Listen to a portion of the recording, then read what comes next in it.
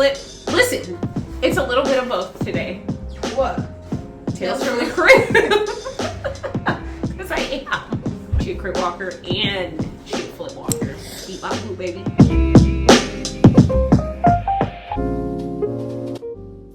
It was newer, is what. This one is old. She the old lady. This one's fucking knee replacement city. The cartilage is burnt out on this one. Just like me. But you can be young and have busted knees. Yeah, no. That one was newer. So it was definitely easier to deal with than this. For sure. 1000%. The utilities weren't as bad. You want to hear some tales? This is some tales, okay? I had to deal with the cesspool situation on that one, which probably was the worst piece of the whole fucking thing flipping that house. And it was underneath concrete. So that definitely was not cool. So I didn't have to deal with that here, but we got to find out on this one.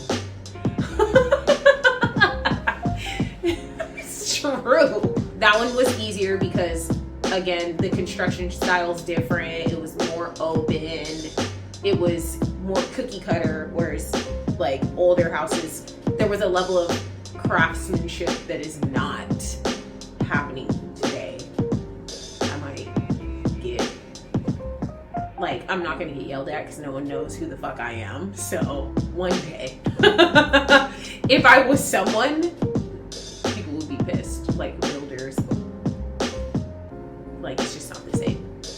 However, you have fucking Joe down the street who's like chiseling wood and putting his house together. So that's kind of like the old school version. We're like it still was 1900s, but that house was just easier. This house was harder. And the market sucks. So it's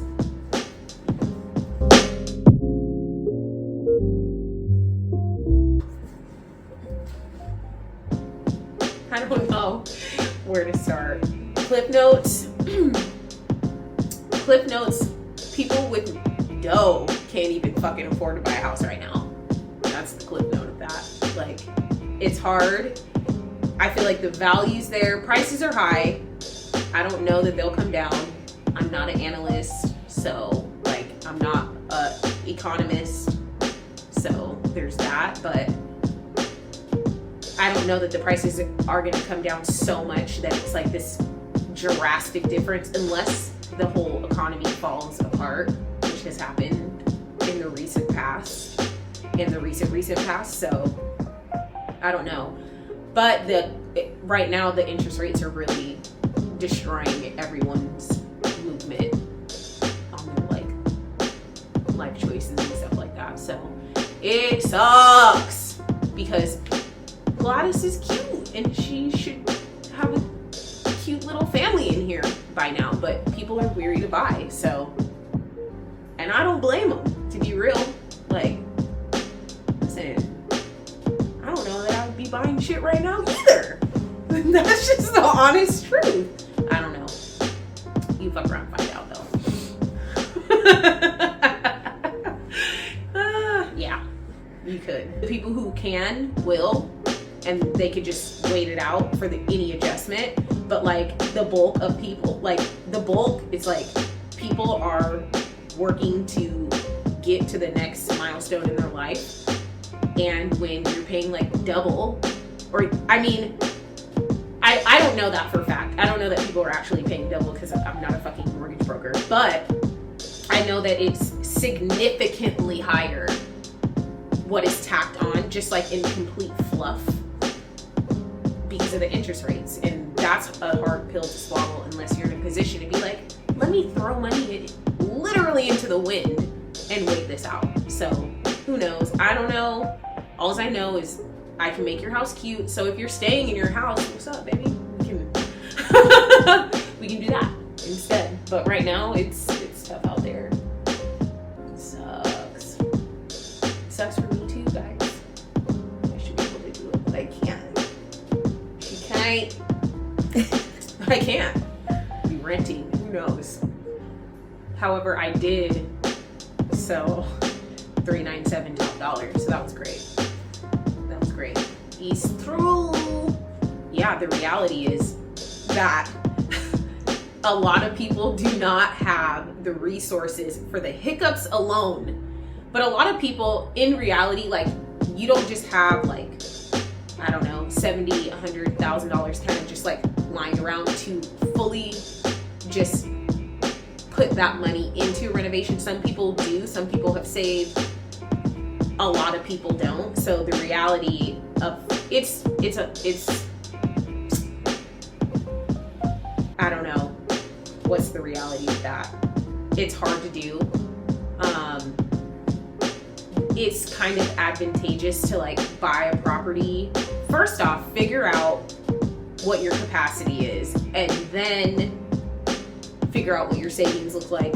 Are you capable of saving? Are you gonna finance the whole thing? Whatever. Like, it just depends on your motivation, because the very first home that I renovated was with my ex-husband and I, and that was our first home, and it was trash, but that was all we could afford. And I was literally in there hand tiling by myself, not knowing what I was doing, like fucking YouTube style almost.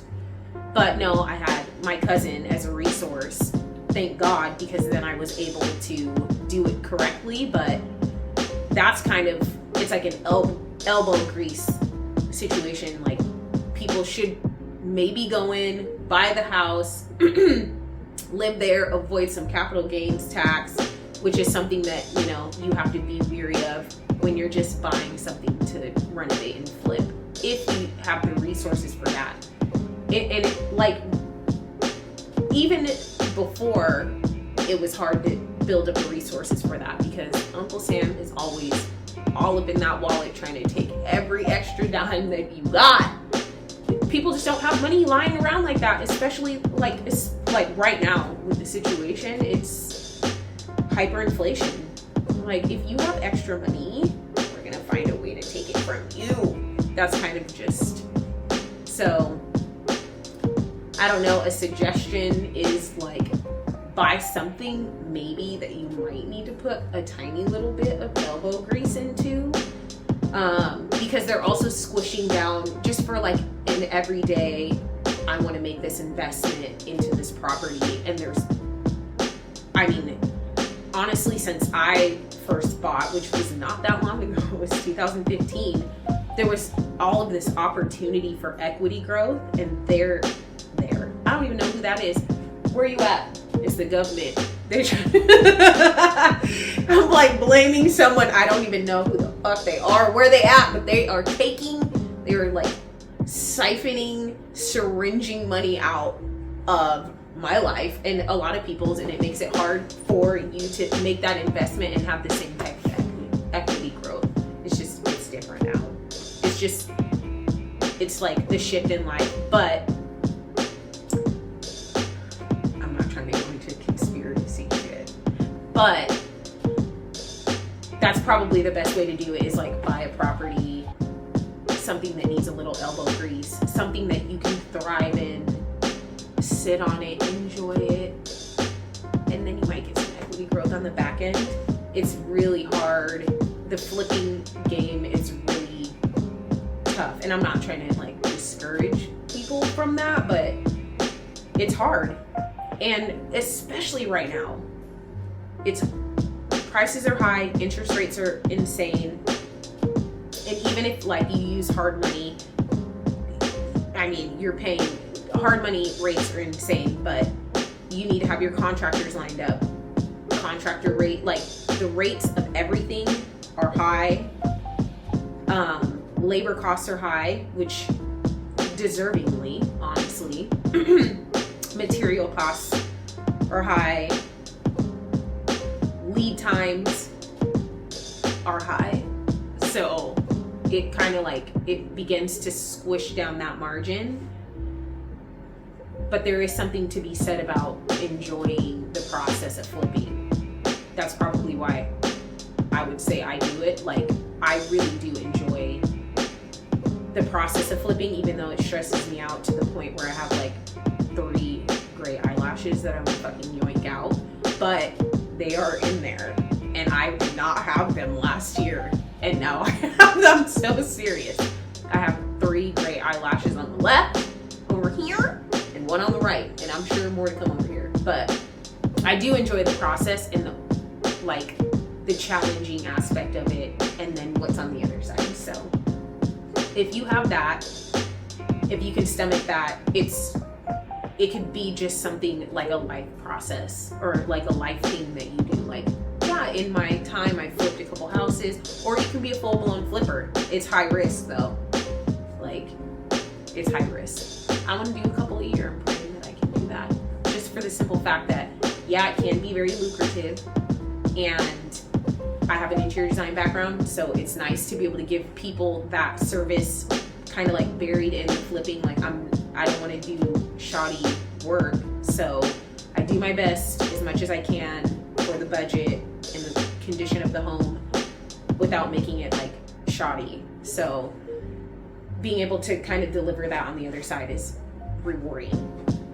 So I'd say if you have that, or if you have that inkling, yeah, move forward, but it's not without its obstacles and risk and all this other stuff. So, but it's a lot, especially when the market shifts like 3 different ways. While I've been flipping this house for 7 months, and I swear we've gone through like 3 different waves of shit, like nothing. And I'm like, oh, I acquired this house, it's great, so cute, oh my god, blah blah blah. Market's like on the downturn, then it goes up in the summer, and then it comes right back down. Here I am, it's listed. She's available, Gladys. On the downturn.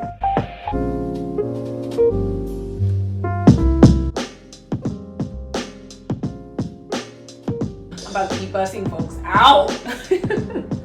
Should I do it or should I not? Oh my god. Listen. The biggest, shittiest, like, what do I call this? I guess the biggest splat of shit, we'll call it, is the electrical. And I know I keep bringing that shit up, but ooh! God, it really threw a fucking wrench. It threw a wrench. First off, the electrical knob and tube original was all cut up, snipped apart. Why? I don't know. Why would you do that? Why would you just go cut wires? I don't know, but that's what happened.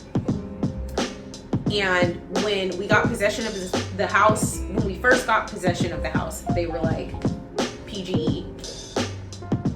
They're like, listen, it's gonna take you at least 3 to 4 months to restore this power. I was like, nah, it's gonna be a couple weeks. No, it took probably 6 months fully to get every little piece of that puzzle dialed in to where it was a complete puzzle. It just wasn't. And literally, this was just installed, okay? Like, the HVAC just went in, baby. It's just been a lot. And I still don't know how to use it, which is why my finger is numb right now. It's fucking numb. Ugh. So, anyways, that was probably the biggest obstacle. A lot. The second was just people right now. I think it was the year of dealing with people, and not just in this friggin' house, just people in general. 2023, everyone's been so nice. Not. Yeah, no, it's been the people. Contractors, the city, manufacturers, product, and just random crackheads on my fucking property. I'm just kidding. I'm not kidding though. Say Google. No. navigating hiccups comes down to, I'd say, you doing your due diligence, obviously, and then like having people that you trust help you navigate it is like, talk to your shit.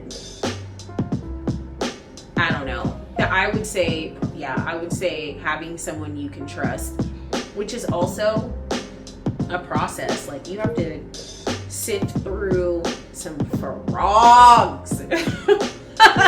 It's like dating. You got to sift through some frogs of contractors or people who just don't really have your best interests at heart. Like, you got to sift through all that, but you have to kind of you have to do your due diligence, and like, you need some baseline knowledge. You just need some baseline knowledge. Yeah, there's no way that I would say that as the years go on, obviously, and as I gain more experience, obviously, that my proficiency is growing, but I ain't there yet. Not 100. I'm always learning something new. Every single project that I work on, because this isn't only my second flip, this is just the one on my own. So I've seen all kinds of other crazy shit with investors and peer and whatever, mentors, this, that, and the other. There's always something. So, I mean, you're learning every day. You're learning how to navigate stuff, but like, maybe grab your balls. Hold them in your hand, make sure they're there, solid, and then jump through the door, jump off the cliff, 2 feet, have a couple parachutes in the back, you might need to pull them. So yeah, I don't even know, like, and then shit changes too, so I don't know. Be able to be adaptable, maybe be adaptable, that might be better. And then, yeah, do your due diligence and work with people you trust. Or first, find people that seem as though they're trustworthy, and then test them out. Go for a ride, see what you get. Sometimes you might get hosed, and sometimes you don't get hosed. And then stick the ones that don't hose you on a list, and you try to give them business, work with them because you can trust them. But not everyone's trustworthy, so I don't know, maybe be cognizant of shit, like, be aware is a starting point. The best parts, I would say, gosh, I can almost, like, instantaneously, I was like, I can narrow it down probably to like 3. One being the minute we got into this house, because it took a second. So maybe like a month after acquisition, we finally got possession of the house and rekeyed everything, and that was like, okay, let go. Like, that was very rewarding. And then that died off real fast, because then when I walked in, it smelled like literal shit sandwiches in here and rotten milk. So that died pretty quick, but that was great. Then the next was like, after everything came out and the initial scope, because there was like so many different plans, because we just needed it to happen and we had to go through so many obstacles to get there. But getting all the crap that was here in this house out to really see Miss Gladys's bones was like, that was really rewarding too, because then it was like brainstorming, shredding, like design, all the stuff that I like really love. And while I love to keep like a neutral, simplistic, something that people, it's like a little bit different, but people will love, like, I just love designing, and that piece, I guess, we were able to start shredding, and that is probably one of my favorite parts. And then, to be honest, after staging, like, everything went in, and you go through the turmoil of like all the little stuff, like the floors getting stained, the walls getting painted, all the little micro details, the trim, everything needing to be ice cream paint job on the doors, stuff like that, getting the appliances in, bomb. And all of that's great. But then it was really cool and fun and nice to come in here and, like,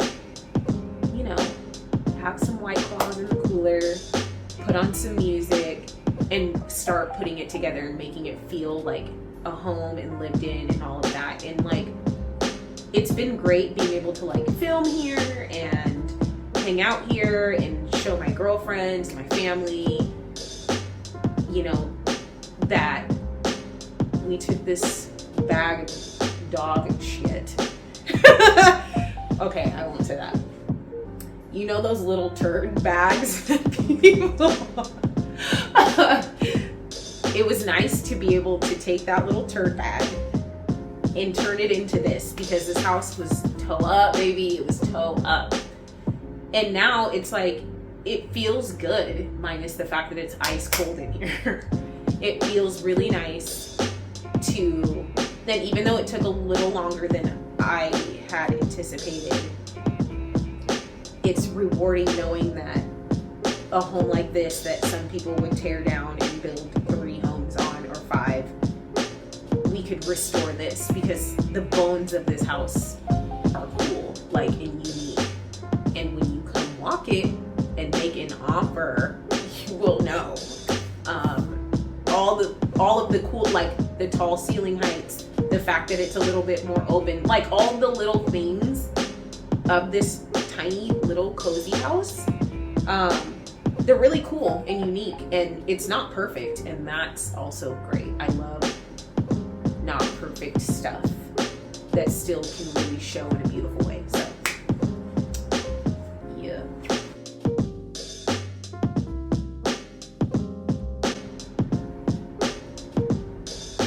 The biggest thing that I've learned, timing is everything. That's probably, I know that, but I think I'm feeling the effects of that also. That's probably the biggest learning thing for Miss Gladys is timing. And I have a tendency of being a little too trusting or too nice. People are like, you need to, like, harden up a little bit. Some of my, like, peers and mentor, like go out and be like, this is what it is and this is what you need to do. That way things get done more efficiently, I guess. I tend to give people the benefit of the doubt a little bit more so than, God, I don't even want to say this, I feel like an a-hole Leo. I don't know, timing has been key. I've given it a little bit or a lot of leeway on things, and that kind of affects the timing.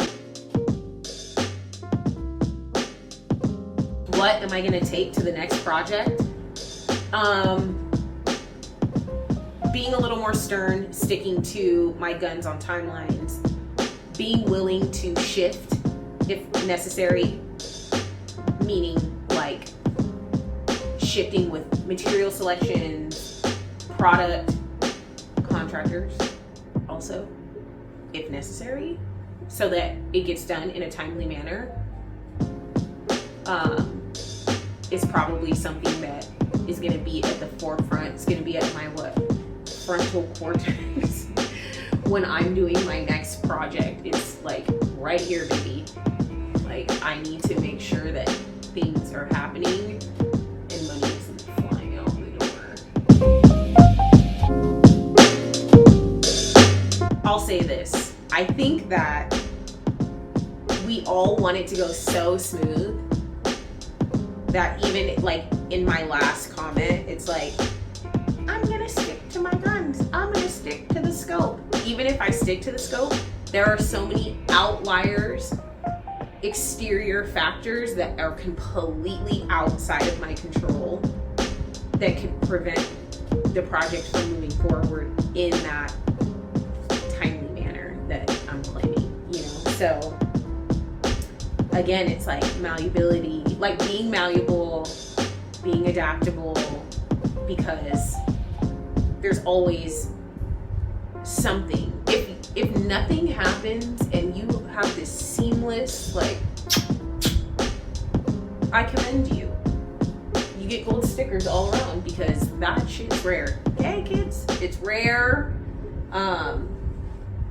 But when things do pop up, and when, you know, products gets lost or comes in damaged or non-functioning, or your contractor quits or throws a temper tantrum, or contractors don't get back to you or whatever, or there's someone on your property that makes you uncomfortable to the point where you can't come, like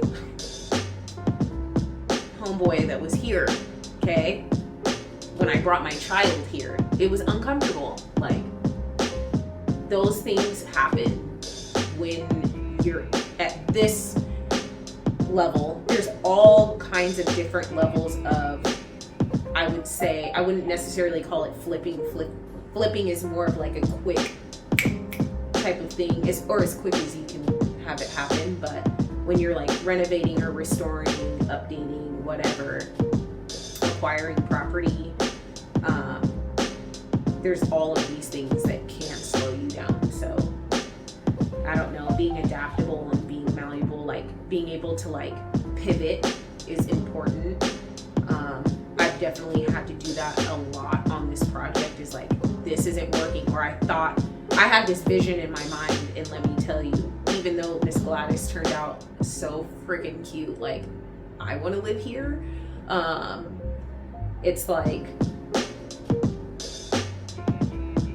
it was just a lot of shifting. There was a lot of things that turned out differently, I guess, like all the way down to even like the stained color of the flooring when it was being refinished. Like, I had this vision of what I thought I was gonna choose and what it was gonna be, and I had this, it's still gorgeous, but I definitely had to change what it was gonna be. So that's, you gotta be able to pivot and feel confident in how you're pivoting and what decisions that you make, and be malleable, like not just this one thing's gonna look good or is gonna function well. It's like, no, there's so many options, and having an interior design background, I know that you can make shifts and things can be pretty in all different shades, sizes, whatever. And so, like, be kind of like flexible, be stern when it comes to folks, but be flexible so that at the end of the day you feel confident with what you're producing. Like, the end result, even though the shit hit the fan all kinds of different times and ways throughout this year, the end result and the end product has just been great. I'm really happy with them. Like, I want to live here, but guess what? The interest rates, baby, she can't do it. It's bittersweet, I'm not gonna lie. I actually was having this conversation with my new gal who is working her way into a partnership role with me, and it's a little bittersweet unless I have something else going on. There's a tiny little bit of imposter syndrome, I'd say, where I'm like, oh my god, are people gonna like love this as much as I do? Because I friggin' love it. But then it's like all of the work, the hard work after you put it together. And for me, I like to take a little time in the home with the staging and enjoy the moment and feel it and see how people would live in it. Like, it might be super weird, but I totally do that. Like any home that I renovate, I would want to live there. I'm having a hard time, like I want to like pick this up and go prop it in Hillsboro so I can live in it with my son, because it'd be perfect. I guess my ritual is that I enjoy it for a moment, and I'll sit in it and look at the hard work and put it together and treat it like someone is going to come and live in here and really enjoy this, and grow in it and tatter it a little bit so that it feels like a lived-in home, and then put it on the market, and then the market will speak. And that's like intense, but I think that's my ritual, is that in each home, like that I have personally flipped on my own, which is 2, so let's not get crazy. I have sat in the home and like brought my son and brought family and hung out and like brought girlfriends and like kind of just have taken a moment to enjoy like essentially the fruits of my labor. So it's lucrative and this, that, and the other, but it's a little bit more than that. Like I really do enjoy the process of like designing and taking something and making it beautiful again. Like restoration is really cool. I'm not always gonna have the opportunity to do restoration,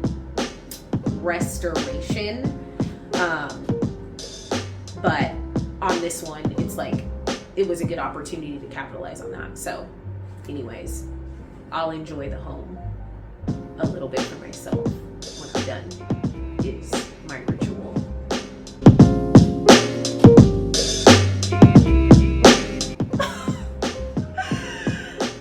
Not being broke, no, I'm just kidding. I'm looking, and once we get a nice little family up in here, it'd be nice to acquire, I really want to acquire something where I can create an experience for people, like, or even help someone else acquire or partner with someone and acquire something and on the river or at the coast or something cool, like, or at the mountain, and like create an experience for people by like not just the acquisition process, but like design, implementing that with whoever buys it, or if that's me or whatever, I don't really know. It's like all up in the air, but these are kind of like my pipe dreams. And then like if it's at the mountain, create an experience of being up at the mountain and having, again, this like cozy vibe, maybe a hot tub, like putting all the touches on the home, and then making it like a short-term situation or a midterm rental or whatever, so that people can like have these experiences in life. Like I love creating experiences that kind of like tackle all of the senses. That's why I do this. Like it's a little bit selfish, but also like you get to experience that too. I love doing that type of, I love implementing that kind of experience. So maybe I go a little hard or go a little hammer, it's a little much, but like that's the type of flipper I want to be. It's like you're coming in, you're getting the feels, visuals, the touch and the senses. It smells a certain way. Like I love all of that. It just, I mean, what is life about, baby, if you're not getting that stuff? So that's, I'm hoping in my next project I'll have the opportunity to go a little deeper in that space. So yeah, if you like this video, you should share it or save it, send it to your friends, spread the word. Also, I just want your feedback. Like I'm trying to do things that people love. I love spreading my services. I have a lot to offer in that space. So if you like it, let me know.